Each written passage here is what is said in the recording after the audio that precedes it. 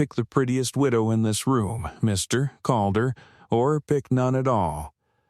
The mayor said it loud enough for every woman in the hall to hear, and the rancher, who had been told to choose, walked past all 6 of them and stopped at the kitchen door where the obese cook was washing pots with her back turned.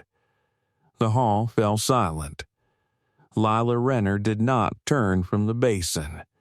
She had her sleeves rolled to the elbow and her dark hair pinned up under a clean cream cloth, and her broad, freckled forearms in the warm dishwater up to the wrists, and she heard the boots stop at the kitchen door behind her, and she did not turn.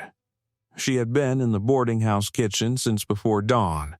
She had baked 4 loaves and stewed a pot of beans and cleaned 6 pans, and now she was on the last pot of the morning. She was 26. She was wide at the hip and wide at the shoulder, and her face was round and freckled. She had been told since she was 13 that no man would have her. She had been told it by her own mother the night before her mother died, and she had been told it by the matron of the boarding house every Monday morning for 8 years. And she had been told it once at a train platform 2 summers ago by a man who had answered her marriage advertisement and had laughed when he saw her step down and had said, in plain spoken terms, "You are not what I ordered," and had walked away without paying her fare back. She had heard them before. She did not turn from the basin. Behind her in the hall the mayor's voice rose again. "Mr. Calder, the town has been patient. Choose." Boots moved on the hall floor. Slow, steady, past 1 chair, past the second, past the third, past all 6. The kitchen door creaked open. "Ma'am." A low voice, a man's voice. Tired, careful, level, she set the pot down in the basin and she dried her hands on the cream cloth at her waist and she turned. He was tall and lean and weather-toughened, broad in the shoulder, dark hair gone gray at the temples. He was 38. He had a clean dark Sunday coat over a clean-pressed white shirt, a clean brown felt hat in his right hand at his side. A widower. The whole county knew that. He had buried his wife 2 Septembers ago, and he had 3 small children at his section 7 miles east of the crossroads, and he had been ordered by the mayor and the deacon and the freight foreman to come to the boarding-house parlor on the 2nd Sunday of October and to pick one. Of the widows the town had lined up for him, he had not picked one of them. He had walked past all 6 and come to the kitchen door. "Ma'am," he said again, "would you come out to the hall?" She wiped her hands again on the cloth at her waist. "I have pots. The pots will wait." She did not move for one long breath. He did not move either. "Ma'am, please," she set the cloth on the block. She came past him at the kitchen door. He stepped back to let her pass. In the hall, the 6 widows were sitting in a row of straight pine chairs along the wall in their good Sunday dresses with their hands folded in their laps, and the mayor was standing at the small wooden table at the head of the room with both his soft pink hands flat on the table, and the deacon was standing at his right and the freight foreman of the lower county at his left. And behind them in the doorway of the parlor the matron of the boarding-house stood with her arms crossed. Lila Renner stopped 1 pace into the hall. The cowboy stopped 1 pace behind her. "Mr. Calder," the mayor said, "this woman is not on the list. I know it. She is the cook. I know that, too, you will choose from the list. I have chosen." The mayor's pink hands lifted off the table. The matron took 2 steps into the hall. "Mr. Calder, Lila is the cook of this boarding house. She is not a widow. She is not on the list. She has known her place for 8 years. She is not a candidate for any man's home. She is for mine," the cowboy said. The hall fell silent. Before we go on with what happened at that hall on the 2nd Sunday of October, I want to know where in the world you are listening from. Drop your city and state in the comments. I read every one, and I love seeing how far these stories travel." The matron's mouth thinned. "Mr. Calder, I will speak with you in the parlor. You will speak with me here," the cowboy said. "I am taking the cook home to the section this afternoon if she will come. The town can hear it." Lila Renner did not let her hands fidget. She had trained the small shake out of her hands the first August after her mother died, when she had understood that no one was coming to help her. She set them flat at the sides of her gray Sunday work dress. "Mr. Calder," she said, low. Why, he looked at her. "Because my Annie said the bread." She blinked once. "My oldest is 9. Annie, she was at the noon dinner at this boarding house 2 Sundays, running while we waited for the choosing. She ate your bread. She came home, and she said, 'Pa, the bread at the boarding house is the best bread she has ever eaten in her life.' She said it twice. She said it again the next Sunday. I asked her at the second supper who had made the bread. She said the cook in the kitchen. She said the cook was the only person at the boarding house who had smiled at her in 2 visits. She said the cook had given her a second slice without asking, and had wrapped a third slice in a clean napkin and put it in her pocket for the wagon ride home." He stopped. He looked at the mayor. He looked at the matron. He looked back at Lila. "I am not a man who does this kind of asking in a hall. I came in this morning because the mayor told me I had to. I sat in the parlor with the 6 women on the list for an hour, and I did not see one of them set her hand on a child in this hall. I saw 3 of them step around a child who had run in from the porch. I came past the kitchen door at 5 minutes past 11, and I saw you stop at the basin with your hands in the water when the same child came in and tugged your apron. I saw you bend down and ask the child what she needed and pour her a cup of milk from your own pitcher. The child went back out to the porch with the cup. The child was my Annie. She did not see me at the doorway. You did not see me at the doorway. That is the second time in 2 weeks I have watched you feed my child without knowing she was mine. I am asking now, ma'am, will you come to my section this afternoon?" The hall was silent. "Miss Calder," she said low, "how many children?" 3. How old?" 9, 6, 2, the 2-year-old, a boy. He has not spoken since his mother died. 2 summers. And the wage." He looked at her for one long breath.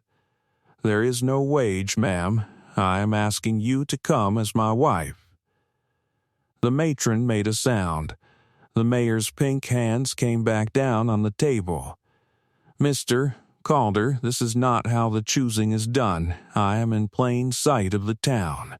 You are not asking a widow. I am asking the cook. The cook is not a candidate. The cook," the cowboy said, "is the woman who has fed my children twice without knowing they were mine.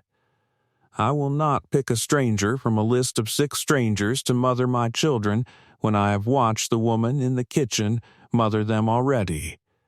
The hall did not move. Lila Renner closed her eyes for 1 beat. When she opened them, she was looking at the cowboy, and the cowboy was looking at her. "I am not a widow, Miss Calder," she said.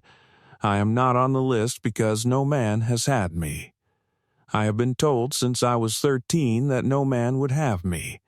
I have been told it by my mother, by the matron of this house, by a man at a train platform 2 summers ago.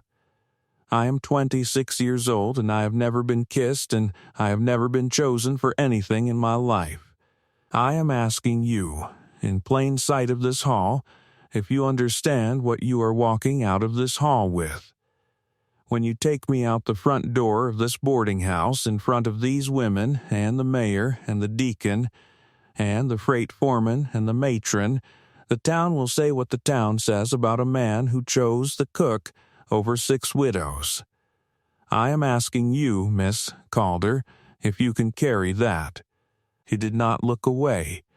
"Ma'am, I can carry it. You will be talked about. I have been talked about. Your children will be talked about. My children have been hungry. I will take talk over hunger. The mayor will not like it. The mayor does not feed my children.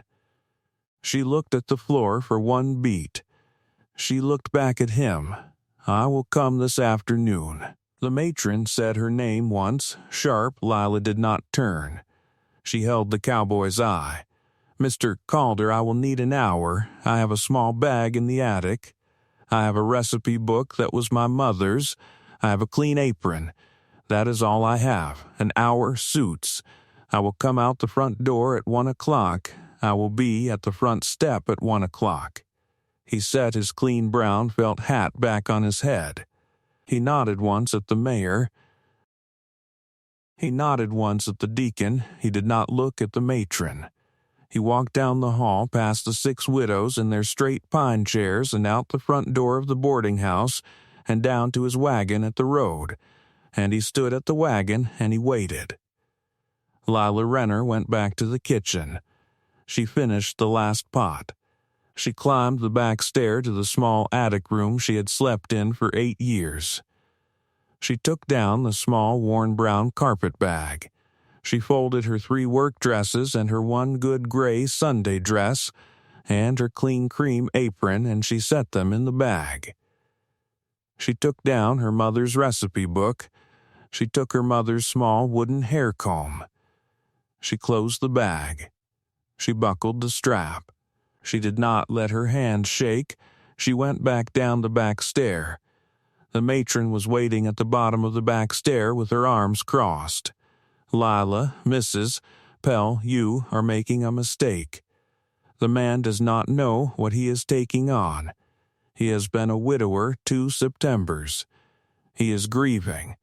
He has 3 small children and a small section and no money for talk in this county. When the talk starts, he will come back to his senses, and he will send you home with a fare and an apology. You will be back in this kitchen by Christmas. I will not hold the cot in the attic for you. Lila Renner set the bag down at her feet. She set both her broad, freckled hands flat on the matron's small kitchen block. Mrs. Pell, she said, lo, I have washed your pots for 8 years. I have baked your bread for 8 years. I have stewed your beans for 8 years.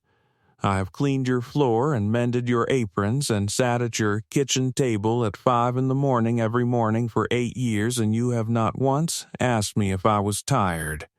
I am not asking you to hold the cot. I am telling you that whatever happens at the section at the upper fork, I will not be coming back to this kitchen. The cot in the attic was never my cot. It was your cot, and I slept in it, and I am thanking you for that, and I am leaving. She picked up the bag. She walked out the front door of the boarding house in plain sight of the hall. The 6 widows watched her go. The mayor watched her go. The deacon watched her go. The freight foreman of the lower county watched her go, and the corner of the freight foreman's mouth moved once, and the freight foreman nodded once at the cowboy at the wagon at the road. The cowboy lifted his clean brown felt hat off his head as she came down the porch step. Ma'am. Mr. Calder, he took the bag from her hand. He set it carefully in the wagon bed. He handed her up onto the wagon seat. He swung up beside her. He picked up the reins. He turned the wagon in the road. The cowboy did not look back. Lila Renner did not look back either. The wagon went down the warm, pale, tan dust of the main street, and the cottonwoods at the lane were all the way gold at the tips, and the dust at the wheels settled slow. They rode for a long time without speaking. At the upper fork, 7 miles east of the crossroads, the cowboy turned the wagon up a warm, pale tan lane. At the top of the lane was a small, humble plank-walled, white-painted clapboard farmhouse, with a warm, worn-weather, silvered front porch, and a small barn at the side, and a small split-rail corral, and 2 laying hens in the yard.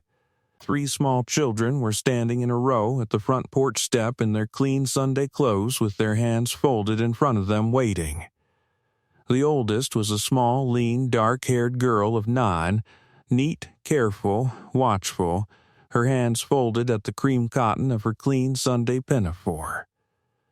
Annie, the second, was a small, lean girl of 6 in a clean blue Sunday dress, her dark hair pinned back simply, her clear young eyes wide on the wagon. Rose, the third, was a small, lean boy of 2 on the porch step beside Annie, with his small chapped right hand fisted in Annie's pinafore at the hem, his small dark eyes wide and silent. Caleb, the cowboy, stopped the wagon. He swung down. He came around the wagon and he handed Lila Renner down.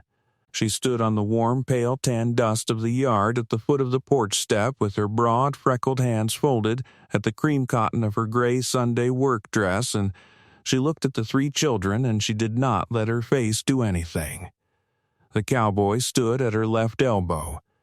Annie, Rose, Caleb, this is Mrs. Renner.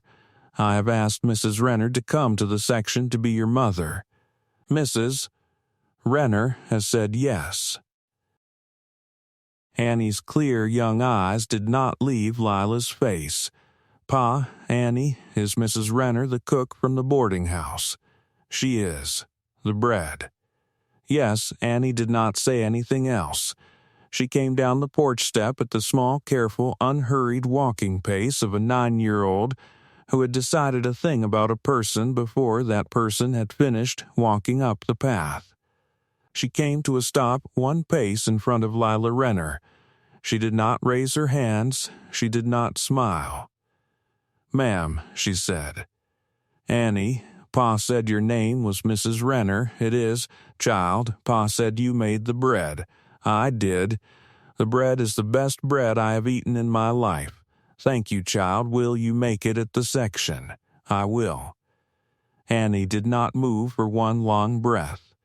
Then she set her small, chapped right hand on the broad, freckled left hand of Lila Renner.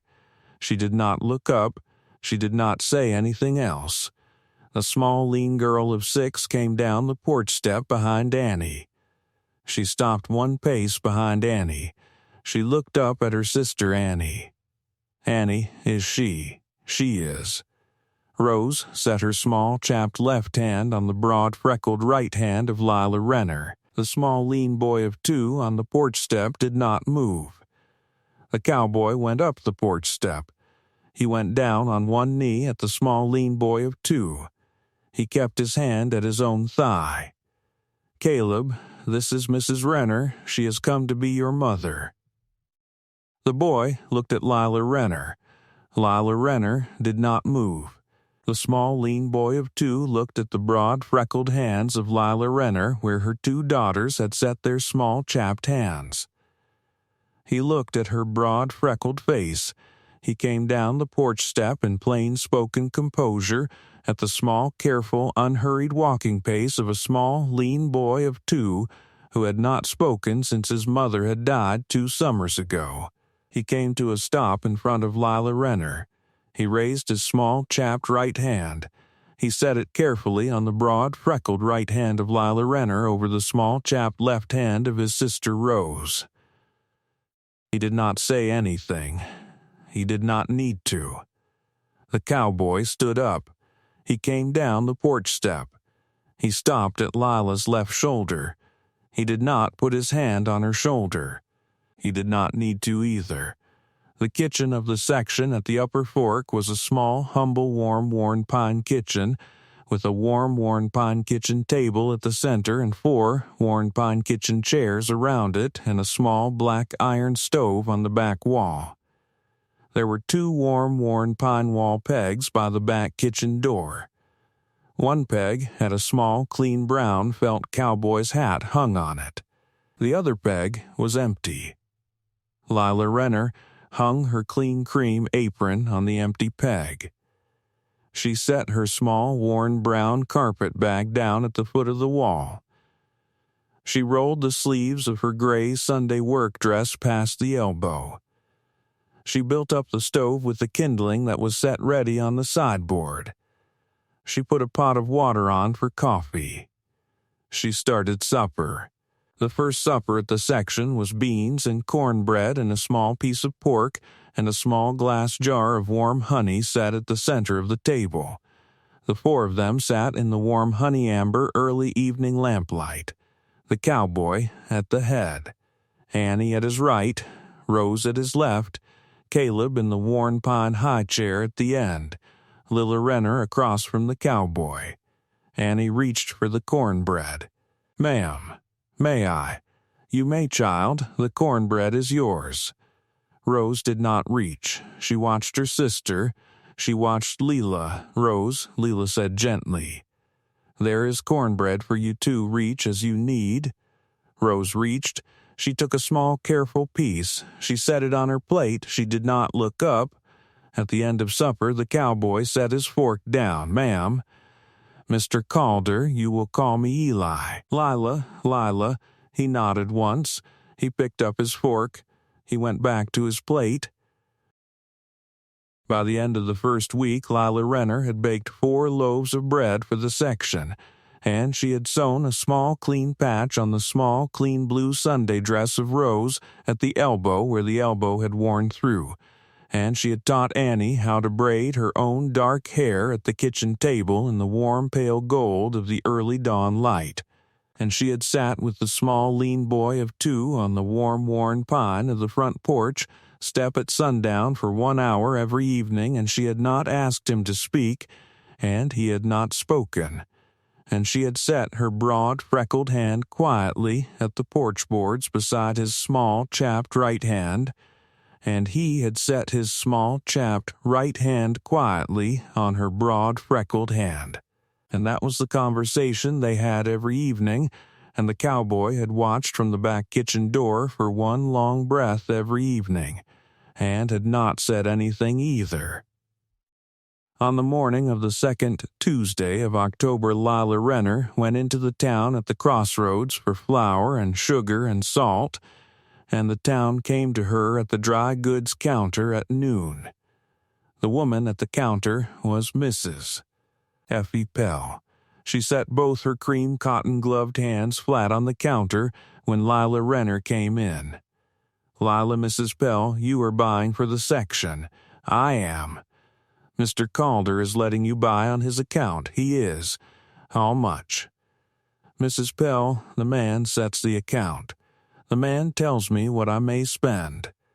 The man set the account this morning before he went out to the south fence. He told me to buy what I needed for 2 weeks.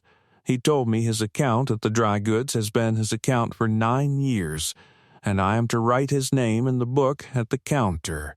That is what I am doing." Mrs. Effie Pell did not let her face do anything. The shopkeeper, an older, lean, fair-faced, careful man of about 50, set a small worn paper of clean, fresh black thread quietly on the counter at Lila's elbow. He set a small, clean, cream-colored crock of warm, soft butter beside it.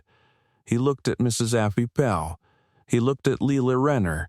He did not say anything. Mrs. Effie Pell stepped back from the counter. "Lila, yes, Mrs. Pell, I gave you 8 years. You did. I will not give you a 9th. I am not asking for a 9th, Mrs. Pell. I am asking for a sack of flour." The shopkeeper did not look up. He weighed the sack of flour. He wrote the cowboy's name in the book at the counter in plain serif capitals. He set the sack of flour on the counter beside the butter and the thread. He looked at Lila. Mrs. Calder, she did not correct him. She paid him in the cowboy's name. She walked out of the dry goods past Mrs. Effie Pell at the counter and out onto the bleached pale tan dust of the main street. She did not let her hands shake. She drove home up the warm pale tan dust of the lane to the section at the upper fork. She did not look back. The mayor came to the section at the upper fork on the morning of the 3rd Sunday of October at 9 in the morning in his small worn dark Sunday coat and a small worn dark Sunday buggy with the deacon at his right and Mrs. Effie Pell at his left. The cowboy was at the front porch step in his clean faded blue chambray work shirt with the sleeves rolled past the elbow and his clean brown felt hat on his head. Lila Renner was at the back kitchen door behind him in her clean cream apron. The 3 children were at the kitchen table behind her in plain-spoken composure with their small Sunday clothes on. The mayor did not get out of the buggy.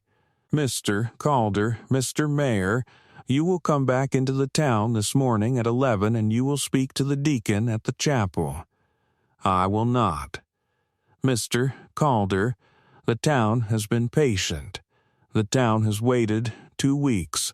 The town has been told by Mrs. Pell what she saw at the counter at the dry goods on the Tuesday of last week. The town will not be patient any longer. You will come to the chapel at 11 and you will set the matter right, or the matter will be set right for you." The cowboy did not move from the porch step. "Mr. Mayor, I have set the matter right. I am asking for the deacon at the chapel this Sunday at 11 to read the deed of marriage at the end of the service over Mrs. Renner and me. I asked Mrs. Renner 2 weeks ago at the boarding house hall in plain sight of the town. Mrs. Renner said yes in plain sight of the town. I will be at the chapel at 11. Mrs. Renner will be at the chapel at 11. The children will be at the chapel at 11. The deacon will read the deed at the end of the service.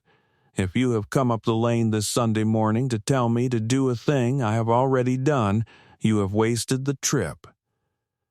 The mayor's pink hands lifted off the buggy seat. The deacon at his right cleared his throat once. "Mr. Mayor," the deacon said, low, "if Mr. Calder is asking for the deed read at the end of the service this Sunday. The deed will be read at the end of the service this Sunday. That is my office. That is not your office." The mayor turned and looked at the deacon for one long beat. The deacon did not look away. The matron at the mayor's left did not speak.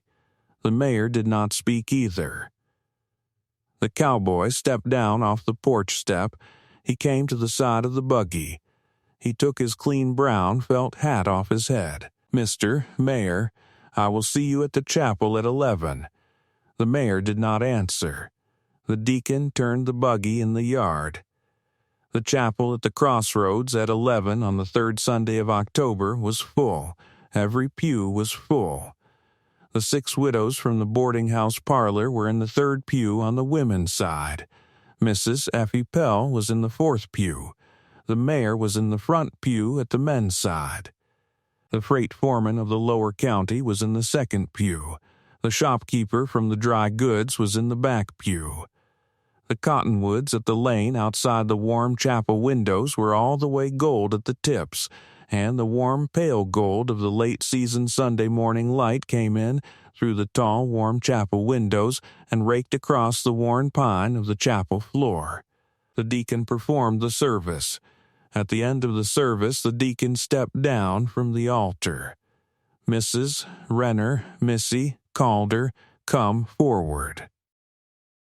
Lila Renner came up the warm worn pine center aisle of the chapel in her clean good gray Sunday work dress with her broad freckled hands folded in front of her. Annie walked on her right. Rose walked on her left. Caleb walked at Annie's right with his small chapped right hand fisted at Annie's pinafore. Eli Calder came up the center aisle from the other side in his clean dark Sunday coat with his clean brown felt hat in his right hand at his side. They stopped at the altar. The deacon read the deed. The cowboy said, "I do." Lila Renner said, "I do." The deacon set the small worn pine ring at the altar.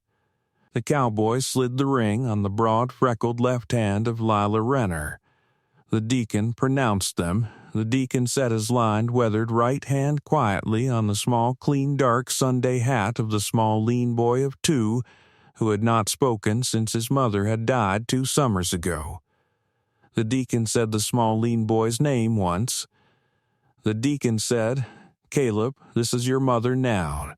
And the small lean boy of 2 looked at Lila Renner at the warm, worn pine altar of the chapel at the crossroads on the 3rd Sunday of October in plain sight of the town, and the small lean boy of 2 said the first word he had said in 2 summers. Mama, the chapel did not move for one long breath. Lila Renner went down to her knees at the altar in plain-spoken composure. She set her broad, freckled right hand quietly at the small, clean, dark Sunday hat of the small, lean boy of 2. She did not let it shake. She kept her round, freckled face level on his. Caleb, the small, lean boy of 2, did not say anything else. He did not need to. He set his small, chapped right hand carefully on her broad, freckled right hand at the altar. The mayor in the front pew did not move. Mrs. Effie Pell in the 4th pew set both her cream cotton-gloved hands flat on the warm, worn pine of the pew in front of her. The corner of her mouth moved once.